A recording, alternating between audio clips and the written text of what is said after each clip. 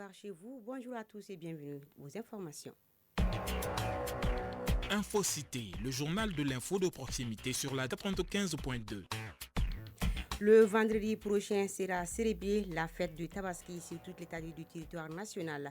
Et qui dit Tabaski parle des moutons. Pour savoir si les marchés des moutons est bien approvisionné, à moins d'une semaine de la fête, Adam Koni a fait le tour de quelques marchés de bétail. Arrêter, c'est gagner, c'est le thème de la journée mondiale sans tabac célébrée ce 31 mai. La cigarette tue 15 personnes chaque minute dans le monde et au Mali, 12 à 15% sont fumeurs. Occasion pour la rédaction de la chaîne 2 de s'intéresser aux conséquences qu'engendre le tabac sur la santé. C'est un dossier signé Sabine Keita. Infocité, c'est aussi le tour de l'actualité internationale avec Sori Ibrahim Traoré qui nous amène en Guinée-Conakry, au Nigeria et en Centrafrique où le président Touadéra promet un retour à l'ordre face aux violences dans le sud-est du pays. Les nouvelles du sport en fin de journal. Voilà pour les titres, les détails en court instant. Bonjour et bienvenue. Merci de nous suivre. Je le disais tantôt, le Mali célèbre la fête de Tabaski ce vendredi. À moins d'une semaine, le marché des moutons est bien approvisionné. On retrouve les moutons dans les marchés à bétail, sur les trottoirs et dans les rues. Selon certains acheteurs, les prix sont exorbitants. Adam Koni, qui a fait le tour de quelques marchés de la capitale, nous donne plus de détails.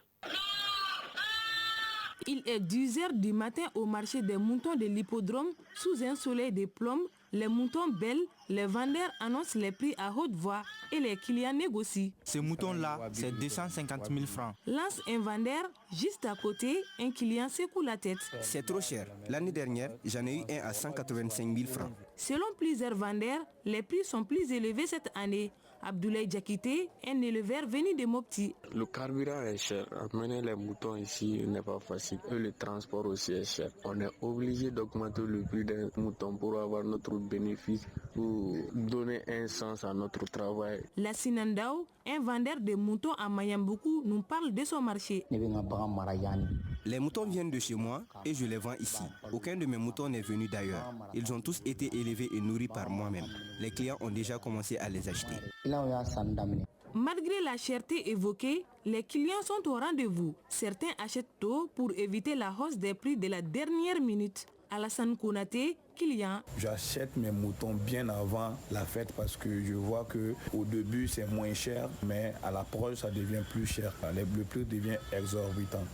Et comme toujours, d'autres attendent espérant une baisse. C'est le cas de Mariam Kouni. Je regarde seulement pour l'instant. Si je vois que ça reste cher, je vais peut-être partager un mouton avec mon frère.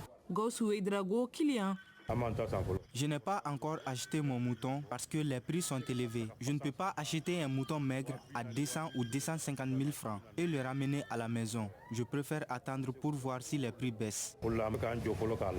Malgré la cherté des moutons ces temps-ci, les habitants de Bamako continuent de se préparer pour la fête des Tabaski. Certains attendent les derniers jours pour acheter.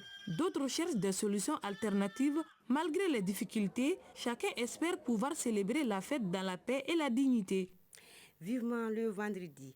Autre sujet, les examens du diplôme d'études fondamentales DF et du baccalauréat sont prévus respectivement du 2 au 4 juin et du 23 au 26 juin 2025. À cet effet, enseignants et autorités éducatives sont pleinement mobilisés pour garantir une organisation efficace avec la création des conditions idéales aux candidats. La rédaction de la chaîne 2 est allée constater l'état des préparatifs et les dispositions prises dans certaines académies de Bamako. Djeneba Diarra pour les détails.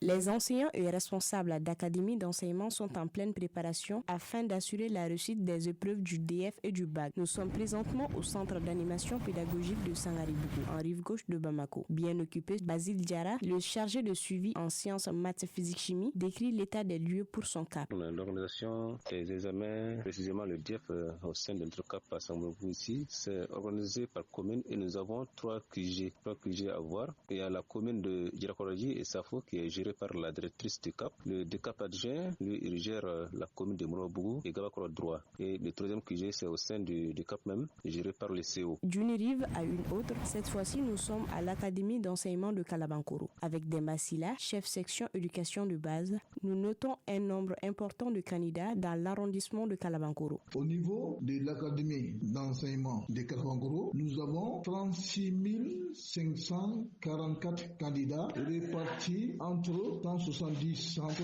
dont 3 centres mixtes. D'autres aspects importants pris en compte dans le bon déroulement des examens Demba Silla. Les réunions préparatoires entre les DAE, les DCAP, les présidents, les surveillants. Au cours de ces rencontres, le règlement intérieur des examens et la police de surveillance sont lus et commentés devant tous les acteurs impliqués dans l'organisation du DF. Entre révision intensive, encadrement rigoureux et mesures de sécurité renforcées, les préparatifs des examens de fin d'année dans les différentes administrations scolaires visitées sont menés avec sérieux et engagement. Ces efforts collectifs visent à garantir une session d'examen équitable et à valoriser le mérite des candidats.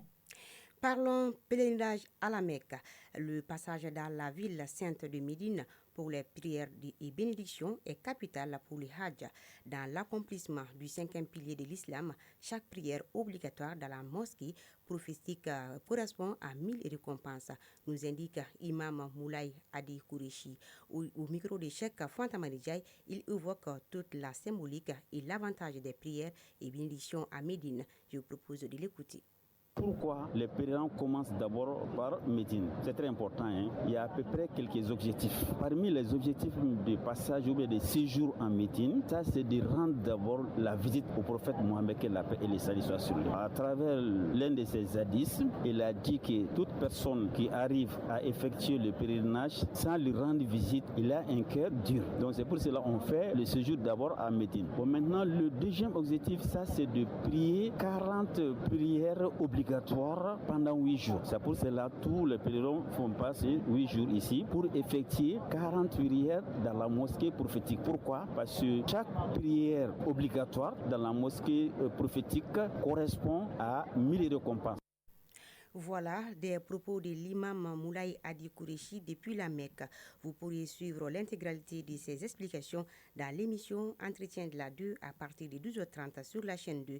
Il est interrogé par Cheikh Fantamani Ndiaye. Voyons à présent ce qui domine l'actualité internationale. À présent, le tour d'horizon de l'actualité internationale. Souri Ibrahim Traoré est déjà sur place. Souri, bonjour. Bonjour, Aïssata Adit Koumakani. Tout d'abord en Guinée-Conakry, Souri Sidia Touré est reconduit à la présidentielle de l'UFR. À la présidence de l'UFR, l'opposant Sidia Touré a été reconduit à la tête de la présidence de l'Union des forces républicaines UFR. C'était à la suite du congrès de son parti, l'UFR, qui s'est tenu à Conakry. Choisi à l'unanimité, Sidia Touré s'est ensuite exprimé à travers une visioconférence depuis la Côte d'Ivoire où il s'est exilé il y a 3 ans. Sidia Touré a également appelé les autorités à dialoguer avec la classe politique afin de mieux apaiser les tensions. Au Nigeria, plusieurs personnes ont perdu la vie après des inondations dans le centre du pays. Plus de 100 personnes ont perdu la vie dans des inondations causées par des torrents de pluie. D'après des informations, l'agence nigériane des services hydrologiques n'a pas immédiatement indiqué la quantité de pluie tombée après minuit jeudi dans la ville de Mokwa. Ça serait l'une des raisons pour lesquelles des torrents de pluie ont déclenché des inondations qui ont tué au moins 117 personnes dans une ville marchande au centre du pays. Le président Touadéra promet un retour à l'ordre face aux violences dans le sud-est du pays. Le président Faustin Archange Touadéra a rencontré hier les professionnels des médias à l'occasion de la 2e édition du déjeuner de presse au Palais de la Renaissance à Bangui. Il s'agit d'un moment d'échange pour aborder différents sujets touchant à la vie de la nation, parmi lesquels un retour à l'ordre face aux violences dans le sud-est du pays promis par le chef de l'État. Les discussions se sont articulées autour de 5 thématiques dont la diplomatie, l'économie, les faits de société, la politique et la sécurité, etc. dite Kumbakani. Merci Sori Ibrahim Traoré pour toutes ces informations. Et retour au Mali. La cigarette tue 15 personnes chaque minute dans le monde. Un véritable problème de santé publique au Mali. La journée mondiale sans tabac est célébrée ce 31 mai sous le thème « Arrêter, c'est gagner ». Il encourage les fumeurs à franchir le pas vers un avenir plus sain. Au Mali, 12 à 15% sont fumeurs. La rédaction de la chaîne 2 s'est intéressée aux conséquences sur la santé. Écoutons ces dossiers signés Sabine Keita. La consommation de tabac est souvent déclenchée par divers facteurs, pression sociale, stress, imitation ou simple curiosité. Si pour certains fumeurs le tabac devient rapidement un regret, pour d'autres il représente un refuge, un remontant qui ne dit pas son nom. Je commençais à fumer à mon jeune âge. À ce temps, j'étais complexé et maintenant j'ai des regrets. Car en période de froid, j'ai de la peine à dormir. Ensuite, je suis tombé gravement malade à cause de la cigarette. Après les analyses, les médecins m'ont conseillé de laisser complètement la cigarette.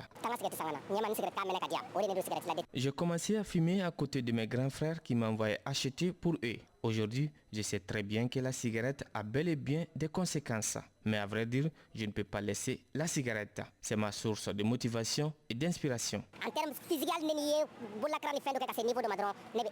Dr Salif Kone, tabacologue au centre hospitalier universitaire du Point G. La cigarette, c'est un excitant, c'est une substance toxique. Mais ce qu'il faut ajouter, il y a aussi ce qu'on appelle la co-addiction. En plus de la consommation du tabac, certains s'adonnent à la consommation d'autres stupéfiants qui peuvent être des comprimés de tramadol, qui peuvent être de l'alcool, de l'héroïne et de la cocaïne. Et ce qui se passe aujourd'hui, l'industrie du tabac est en train de créer la chicha électronique, la cigarette électronique, c'est des petits dispositifs. Selon lui, une prise en charge précoce permet d'envisager une guérison. Le traitement, c'est plusieurs volets. Il y a le volet conseil seulement qui peut suffire pour certaines personnes. Donc pour certains, on fait des prescriptions de médicaments. Il y a des techniques d'aide au sévrage qu'on appelle les thérapies cognitivo-comportementales où on fait des séances d'entretien. On peut même faire des séances d'hypnose aussi. Il y a des médicaments qui sont disponibles qu'on appelle les substituts nicotiniques. Il y a d'autres médicaments aussi qu'on peut prescrire à ces patients. Au Mali, les chiffres sont préoccupants.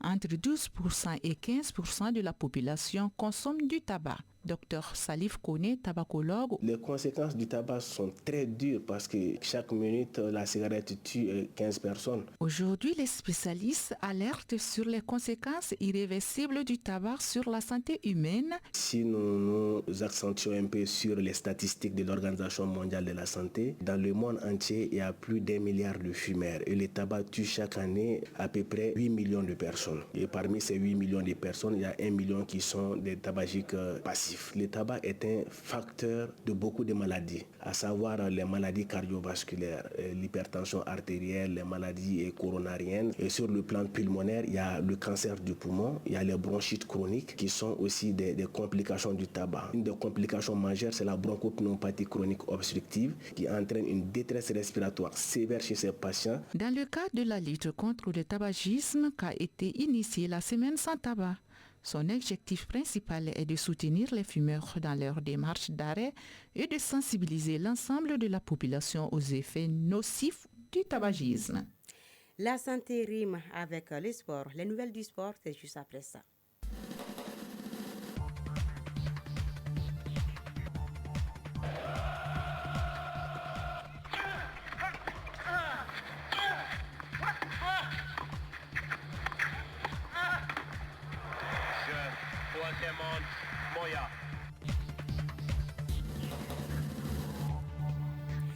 Ligue des champions d'Europe de football, la finale se joue ce soir. Elle opposera le PSG à l'Inter Milan à Munich, en Allemagne, à partir de 19h en temps universel.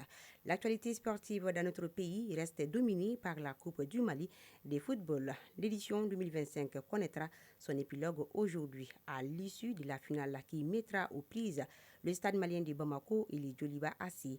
Ce sera au stade du 26 mars de Irimadio à 16h30. Actualité de la météo.